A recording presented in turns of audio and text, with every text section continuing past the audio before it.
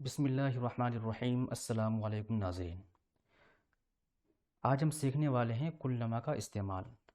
کلما کے معنی ہے جب بھی یا جب کبھی بھی۔ کلما کے دو معنی ہیں، ایک معنی جب بھی اور دوسرا معنی جب کبھی بھی۔ چلیے اس کا استعمال دیکھتے ہیں۔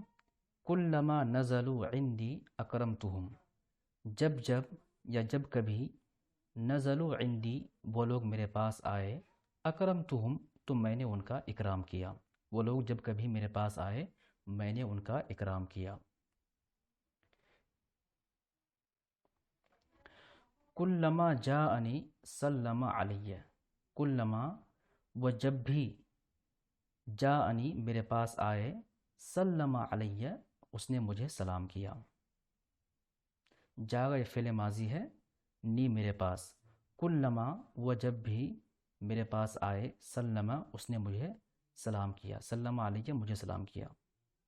سلم یسلم و تسلیماً علی صلہ کے ساتھ معنی ہوتا سلام کرنا۔ کلما مرضت خافت علی امی، میں جب کبھی، کلما کے معنی جب کبھی، مرضت میں بیمار ہوا، خافت علی امی میری ماں کو میرے بارے میں اندیشہ لاحق ہوا۔ خافہ یخاف اعلیٰ صلہ کے ساتھ معنی ہوتا اندیشہ کرنا، کسی پر ڈرنا۔ خافت کا فاعل امی، تو جب کبھی میں بیمار ہوا میری ماں کو میرے بارے میں اندیشہ لاحق ہوا۔